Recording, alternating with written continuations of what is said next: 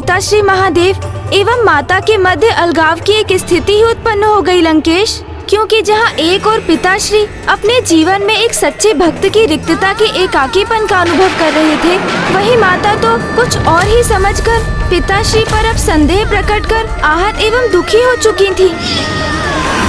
स्वामी, महादेव के ही किसी वचनों के कारण देवी पार्वती इतनी आहत हुई हैं, इसलिए मुझे ही उनके निकट जाकर उन्हें सांत्वना देनी होगी, अन्यथा सृष्टि संकट में आ जाएगी।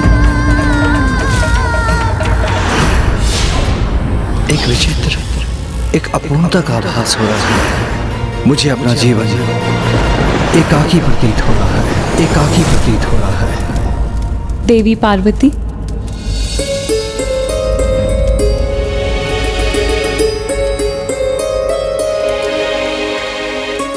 अपने हृदय में इतना दुख धारण किए, अपने नेत्रों में अश्रु लिए, आप ये जो खीर बना रही है महादेव के लिए, क्या इसकी मिठास के साथ महादेव को छिपे इसमें आपके दुख का आभास नहीं होगा?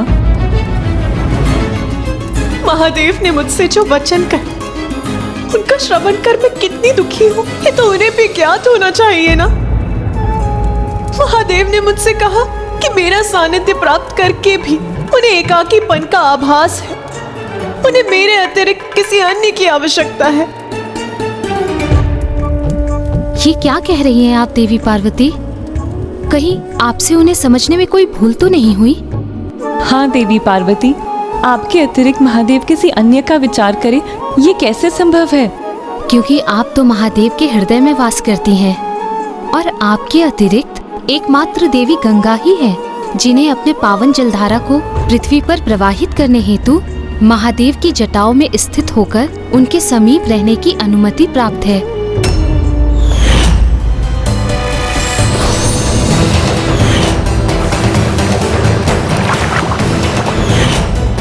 हाँ, और उनके मस्तक पर तो चंद्रमा विराजमान है और उनकी तो अनेकों सहभागिनियां हैं। कहीं वो उन्हीं से तो प्रेरणा प्राप्त नहीं कर रहे? आप व्यर्थ ही इतनी चिंतित और दुखी हो रही हैं। मुझे विश्वास है ऐसा कुछ नहीं है जो आप सोच रही हैं, किंतु भ्राता महादेव के हृदय में क्या है इसका और अनुमान लगाने के पूर्व मैं स्वयं उनके निकट जाकर उन्हीं से इस प्रश्न का उत्तर प्राप्त करती हूँ।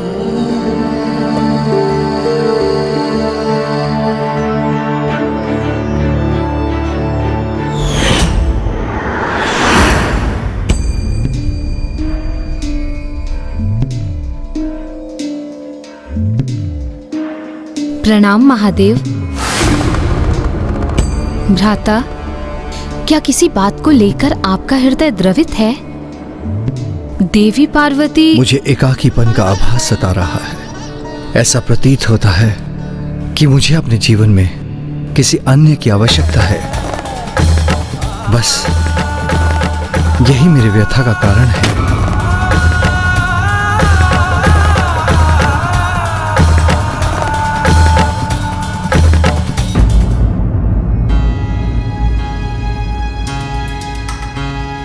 अर्थात ये सत्य है, महादेव किसी का साथ पाने के लिए इतने अधीर हैं।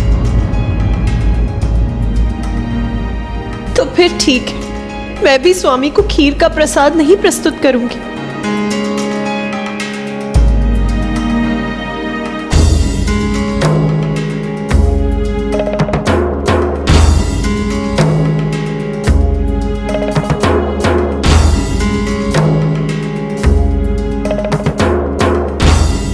देवी पार्वती का कोप भी अद्भुत ही है, जो बार बार महादेव के प्रति उनके प्रेम का रूप धारण कर प्रकट हो रहा है।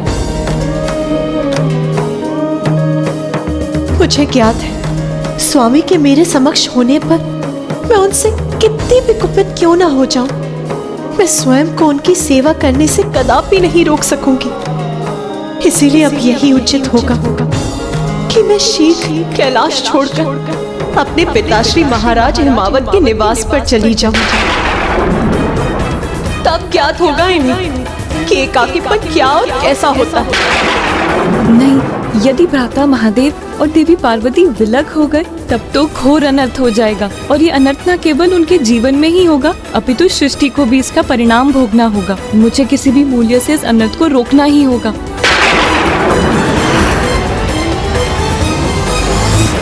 ये स्थिति तो निरंतर विकट होती जा रही थी, क्योंकि कोई भी ये ज्ञात नहीं कर सका कि पिताश्री को तो मात्र अपने परम भक्त का सानिध्य प्राप्त करने की उत्सुकता थी, और उनकी उस मनोदशा को सभी समझने में असमर्थ हो रहे थे। हाँ गौरी पुत्र, वो एक ऐसी स्थिति थी जब नारायण और ब्रह्मदेव भी प्रभु की इच्छा को समझ नहीं पा रहे थे। प्रणाम नारायण, प्रणाम ब्रह्मदेव। अब तो आप दोनों को भी ये ज्ञात हो गया होगा कि यहाँ मेरी कैसी अवहेलना हुई है। अब आप दोनों ही बताइए, क्या आप मेरा एक पल भी यहाँ उपस्थित रहना उचित होगा? शांत हो जाइए देवी पार्वती, अपने क्रोध पर नियंत्रण रखिए। कभी कभी हमारे नेत्र जो देखते हैं वो सत्य नहीं होता, और ये भी तो हो सकता है कि महादेव द्वारा बोले गए शब्दों को समझने में आपसे कोई भूल हुई हो। आपने मात्र कुछ शब्द सुनकर इतनी तीव्र प्रतिक्रिया व्यक्त कर दी। मैं नारायण से सहमत हूँ। मुझे भी ऐसा प्रतीत होता है कि महादेव के शब्दों का अर्थ वो नहीं था जो आप समझ रही हैं। अच्छा, तो अब आप ही स्पष्ट कर दीजिए उनके शब्दों का तात्पर्य।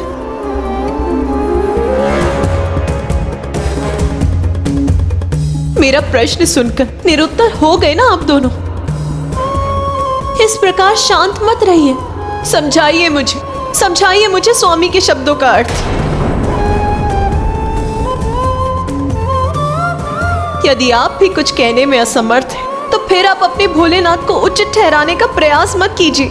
किंतु उन्हें ये कहने में तनिक भी संकोच नहीं हुआ कि मेरी उपस्थिति होने पर भी उन्हें एकाकीपन का आभास हो रहा है। तब तो मेरा यहाँ एक पल भी रुकने का कोई औचित्य नहीं। और अब आप में से कोई भी मुझे यहाँ रोकने का तनिक भी प्रयास मत कीजिएगा, क्योंकि मैं यहां से प्रस्थान करने का निर्णय ले चुकी हूं। अद्भुत सौंदर्य है।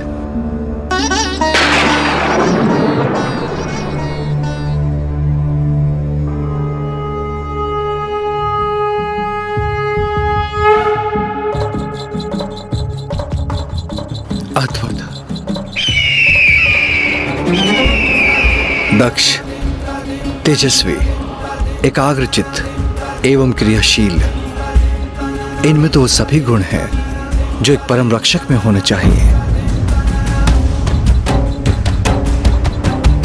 इसलिए परम रक्षक श्री प्रभु हरि नारायण आपको अपने परम भक्त के रूप में गरुड़ का साथ प्राप्त है।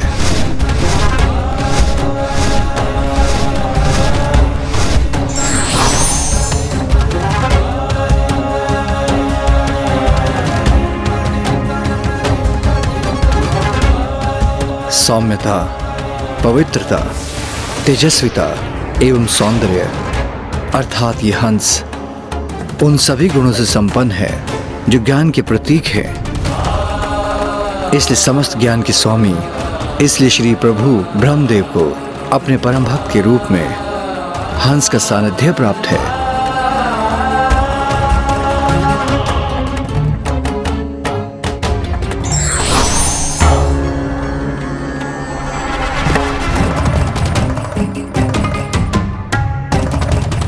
मुझे भी अपने जीवन में एक भक्त, एक सखा प्राप्त करने की इच्छा है जो साधारण, शांत एवं श्रद्धालु होने के साथ अनुपम हो, अनूठा हो और अन्य सभी से भिन्न हो।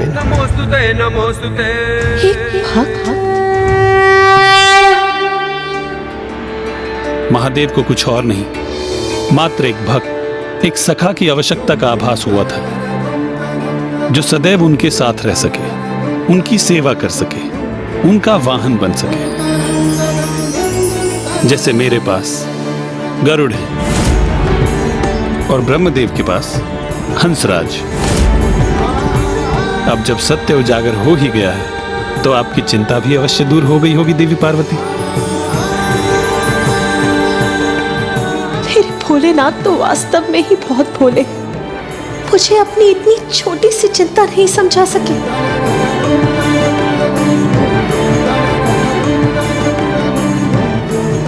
और मैंने भी तो उनके शब्दों के अर्थ का अनर्थ ही कर दिया। फिर क्या हुआ लंकेश? क्या नंदी जी का साथ प्राप्त करने के लिए मामी जी और मामा श्री हरि नारायण उनके सहायक बने? क्योंकि वो तो उनके लिए कुछ भी करने के लिए तत्पर थे।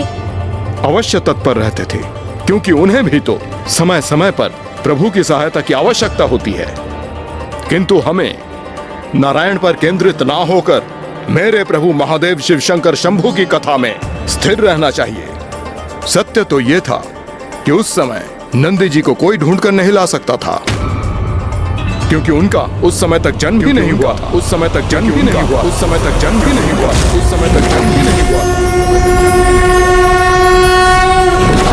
और आपके प्रिय मामा जी श्री हरि नारायण उस समय इस समस्या का समाधान ढूंढने में असमर्थ थे।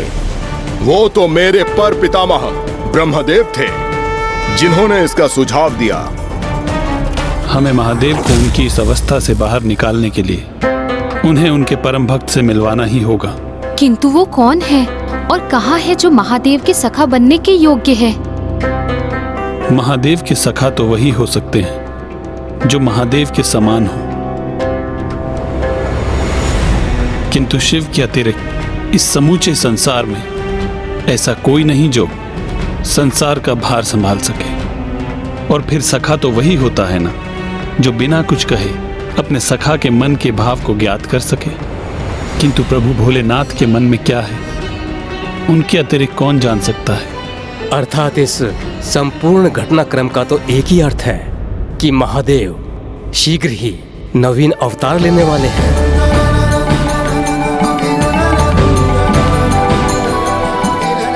किंतु प्रभु तो तभी अवतार ले सकते हैं ना, जब संसार में कोई इतना धर्मनिष्ठ और पवित्र हो जो महादेव के पिता बनने के योग्य हो।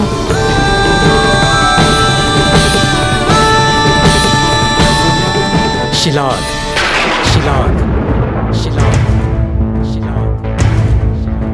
मुझे विश्वास है शिलाद इस सौभाग्य के योग्य है।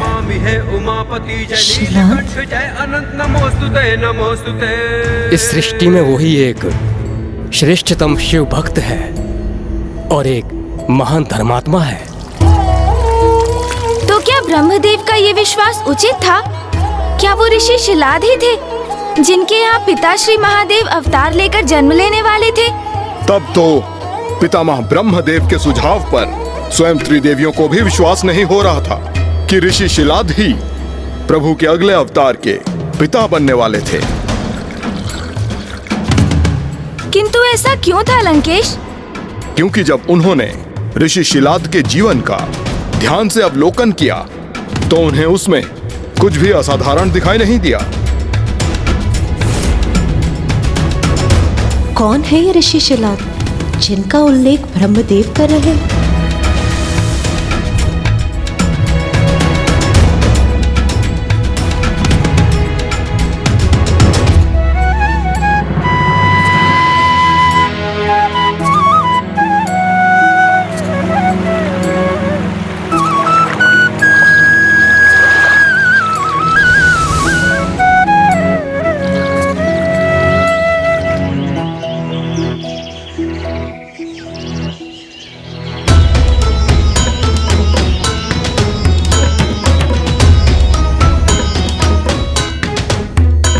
ब्रह्मदेव, ऋषि शिलाद में तो मुझे कुछ भी असाधारण नहीं प्रतीत हो रहा। फिर आप इन्हें धन कर्म में सर्वोच्च कैसे मान रहे हैं?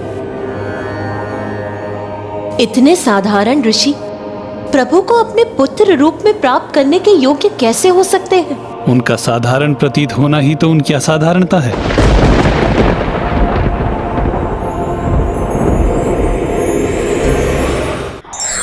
सांसारिक लालसाओं से दूर रहकर एक साधारण जीवन का व्यापन करना कहीं अधिक कठिन कार्य होता है। एक बार आप विस्तार से उनके जीवन के प्रत्येक क्षण को मेरी दृष्टि से देखिए।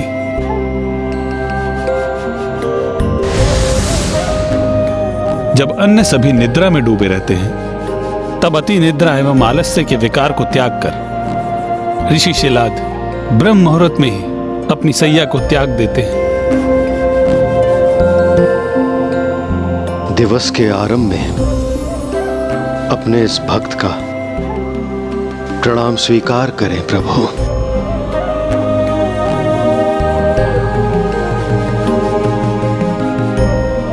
प्रणाम भूमि माता।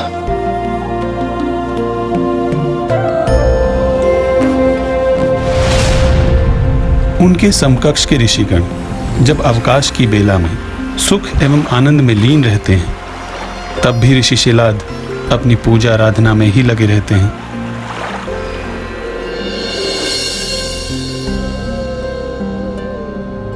जब अन्य सभी मनोरंजन एवं आनंद प्राप्ति के प्रति आकर्षित होते हैं, ऋषि शिलाद ने किसी प्रकार के सांसारिक आनंद और न ही व्यर्थ विश्राम के विकार से प्रभावित होते हैं।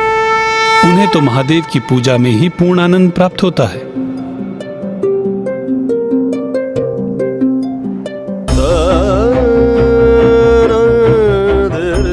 जब अन्य सभी स्वादिष्ट व्यंजन एवं मिष्ठानों के प्रति आकर्षित होते हैं, ऋषि शिलाद एवं लालच रूपी विकारों से तनिक भी आकर्षित हुए बिना साधारण सात्विक भोजन प्राप्त कर आनंदित होते हैं।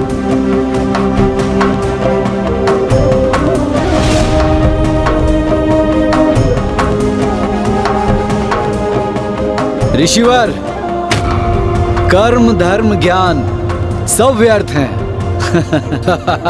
धन प्राप्ति में रुचि रखिए। यहाँ आइए, कदाचित आपका भाग्य आपका साथ दे जाए।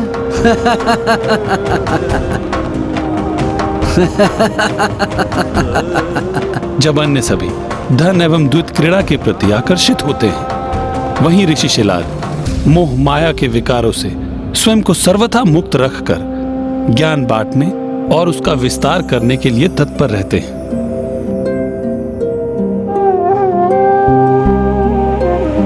हे प्रभु, मेरा संध्या वंदन स्वीकार करें।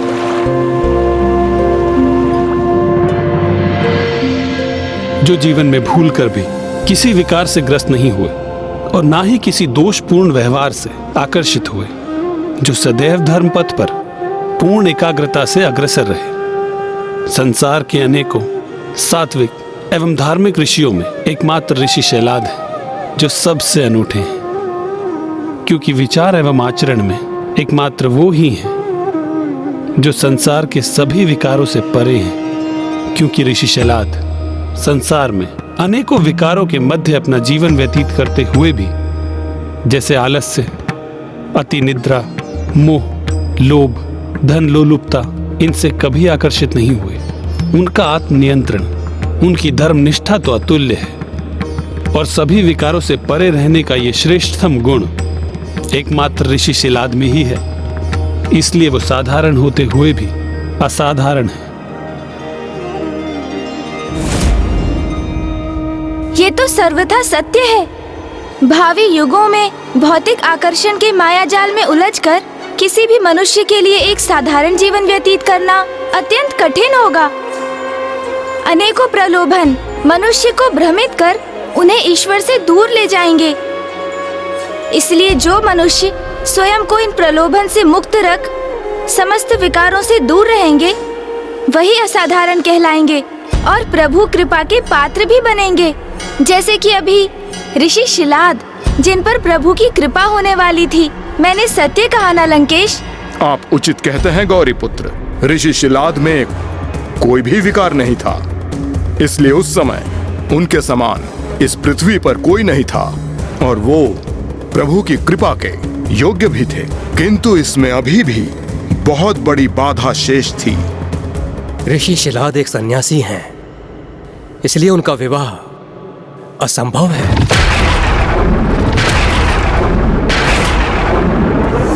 ब्रह्मदेव फिर स्वामी ऋषि शिलाद के पुत्र के रूप में कैसे जन्म ले सकेंगे?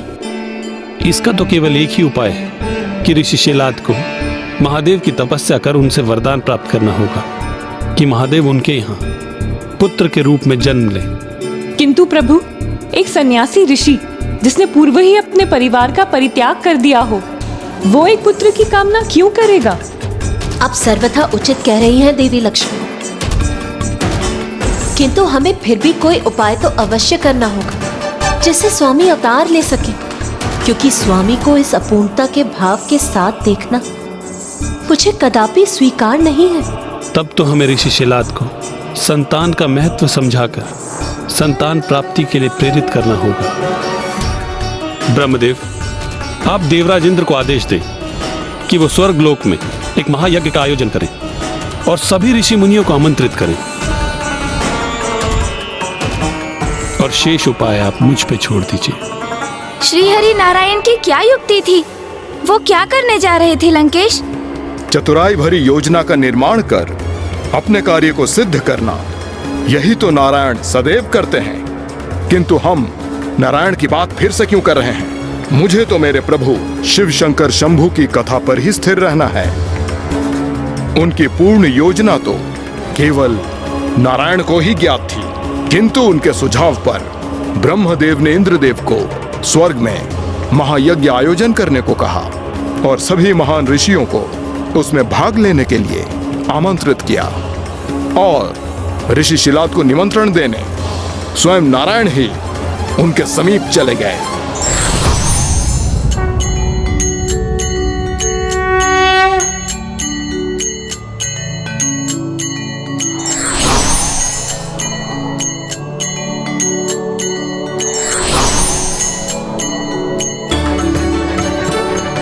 ओम नमः शिवाय, ओम नमः शिवाय, ओम नमः शिवाय, ओम नमः शिवाय, ओम नमः शिवाय,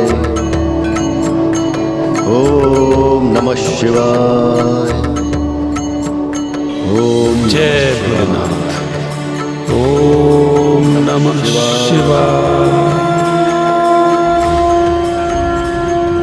कदाचित आप भी वहीं जा रहे हैं ना? कहाँ? मैं कहाँ जा रहा हूँ ऋषिवर? वहीं जहां सभी जा रहे हैं। किंतु ऋषिवर जहाँ सभी जा रहे हैं, मैं भला वहां क्यों जाऊंगा? और वैसे भी मेरे प्रभु ने मेरा पथ निश्चित किया है, मैं तो उसी दिशा में जाऊंगा। उचित है। फिर तो मैं कहूंगा कि स्वयं भोलेनाथ ने आपको आमंत्रित किया है। जी हां, आपको ज्ञात है आज स्वर्ग लोक में एक महायज्ञ होने जा रहा है, जहां सभी ऋषि मुनि आमंत्रित हैं, जहां सभी पुण्य आत्माएं प्रस्तुत होंगी। वैसे आप भी पुण्य आत्मा प्रतीत होते हैं। आपके जैसे धर्मात्मा का मिलना तो अत्यधिक कठिन कार्य है, इसलिए मैं कहूंगा कि आपको भी वहां जाना चाहिए, जहां सभी ऋषि मुनि एवं देवता एकत्रित हों। ऐसे स्थान पर जाना बड़े सौभाग्य से प्राप्त होता है। किंतु ऋषिवर, मुझे मेरे प्रभु से यही भेंट हो जाती है, उसके लिए मुझे कहीं जाने की आवश्यकता नहीं। आवश्यकता है ऋषिवर, क्योंकि कभी कभी हमारी नियति हमें ऐसे स्थान पर ले जाती है जहां हमारे धर्म के ज्ञान में वृद्धि होती है। और वैसे भी ज्ञानियों के मध्य तो महाज्ञान ही उजागर होता है ना। और मुझे तो पूर्ण विश्वास है कि प्रभु भोलेनाथ ने इस मंदिर में हमारे मिलने का संजोग इसी कारणवश बनाया था। मैं आशा करता हूं कि हमारी अगली भेंट स्वर्गलोक के महायज्ञ में ही होगी।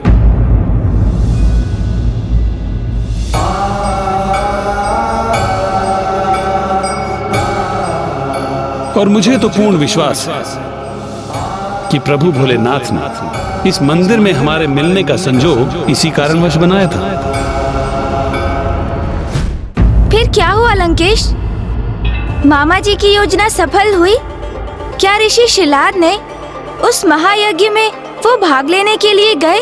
हाँ, वो गए तो अवश्य थे गौरी पुत्र, किंतु उन्हें स्वर्ग के प्रवेश द्वार पर ही रोक लिया गया। ऋषिवर, आपको यहीं रुकना होगा। भला क्यों? मैं भी देवराज इंद्र के महायज्ञ में सम्मिलित होने के लिए इच्छुक हूं। आप स्वर्ग में प्रवेश करने के योग्य नहीं हैं, इसीलिए आप भीतर नहीं जा सकते। आप स्वर्ग में प्रवेश करने के योग्य नहीं हैं, इसीलिए आप भीतर नहीं जा सकते। प्रवेश करने के योग्य नहीं हैं, इसीलिए आप भीतर नहीं जा सकते। एक धर्मपरायण ऋषि का ऐसा अपमान क्यों हो रहा है यहाँ पर? ऐसा अपमान क्यों हो रहा है यहाँ पर? अपमान क्यों हो रहा है यहाँ पर? नाथ, ये क्या किया आपने? ऋषि शिलाद का अपमान करवाकर उनके क्रोध को जागृत करवा दिया। नहीं देवी, ये तो मेरी ही योजना का भाग था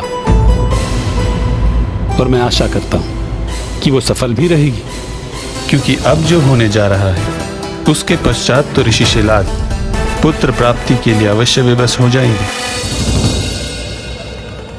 प्रणाम देवराज इंद्र। आपके द्वारपाल के अनुसार मैं आपके स्वर्गलोक में प्रवेश करने के योग्य नहीं हूं, किंतु मैं तो सदा ही विचार और आचरण से धर्मनिष्ठ और पाप रहित रहा हूं। प्रभु शिव की आराधना किए बिना मेरा एक दिन भी नहीं बीता। मैं एक सत्पुरुष की प्रेरणा से यहाँ महापुरुषों की संगति में ज्ञान अर्जित हेतु आया, उसका ये दुष्परिणाम प्राप्त हो रहा है मुझे। तो फिर आप ही बताइए देवराज इंद्र, आपके अनुसार मैं आपके स्वर्गलोक में प्रवेश करने के अयोग्य हूँ या फिर आपका स्वर्गलोक ही मेरे लिए योग्य नहीं है? ऋषिवर, आप व्यर्थ में ही क्रोधित हो रहे हैं। मेरे द्वारपालों ने जो कहा वो सर्वथा उचित है। आप स्वर्ग में इसलिए प्रवेश नहीं कर सकते क्योंकि आप बस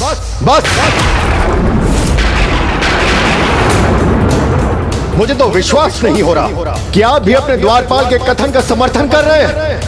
ऋषिवर, दुर्भाग्यवश यही सत्य है।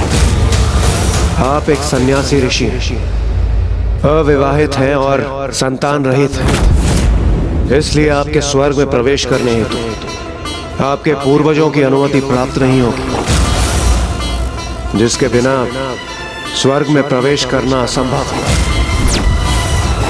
और पूर्वजों की इस अनुमति के लिए संतान प्राप्ति अत्यंत अनिवार्य है, क्योंकि बस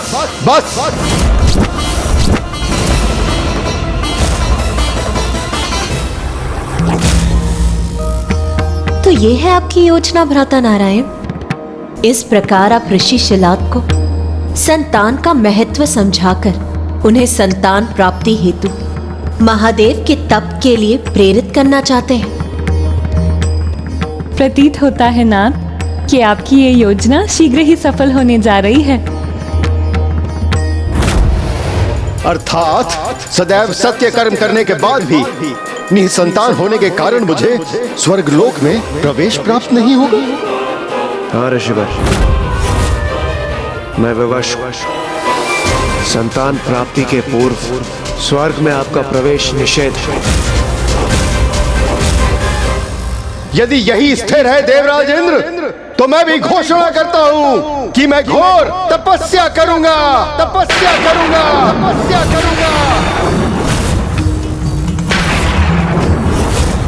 नारायण, जो आपने सोचा था वही सफल होता प्रतीत हो रहा है। अब ऋषि शिलाद पुत्र प्राप्ति के लिए महादेव की घोर तपस्या करने वाले हैं और अपनी तपस्या के परिणाम स्वरूप अर्जित अपनी तपोशक्ति से मैं एक अन्य स्वर्गलोक उत्पन्न कर लूंगा।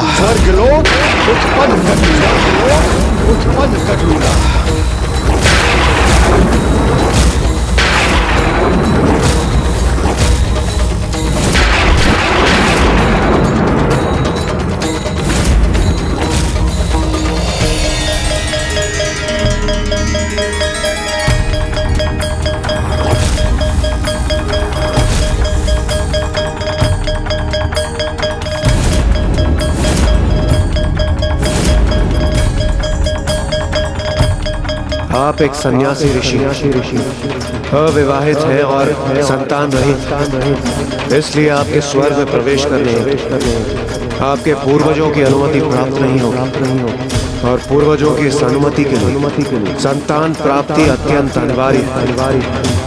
और अपनी तपस्या के परिणाम स्वरूप अर्जित अपनी तपोशक्ति से मैं एक अन्य स्वर्गलोक उत्पन्न कर लूंगा।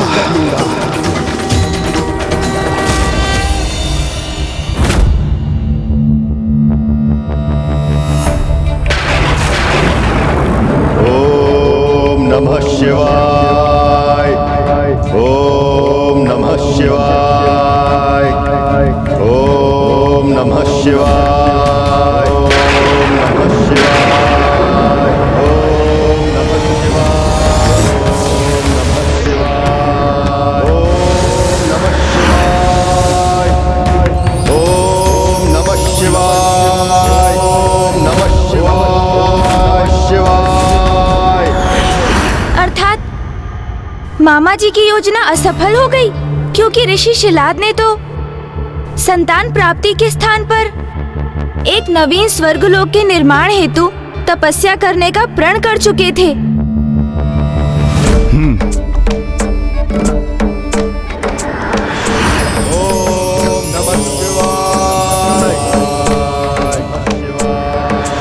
सदा शांत और सौम्य प्रतीत होने वाले धर्मनिष्ठ ऋषि शिलाद, जिनके मन में देवराज के उन वचनों ने वज्रपात का कार्य तो अवश्य किया, किंतु उन वचन रूपी वज्रपात की अग्नि अब ऋषि शिलाद के प्रण के रूप में प्रस्फुटित होने जा रही थी, क्योंकि देवताओं ने यह सोचा भी नहीं था कि ऋषि शिलाद के साथ जो वो करने जा रहे थे उसका परिणाम उन्हीं पर भारी पड़कर वो समस्त सृष्टि के लिए संकट का एक कारण बन जाएगा।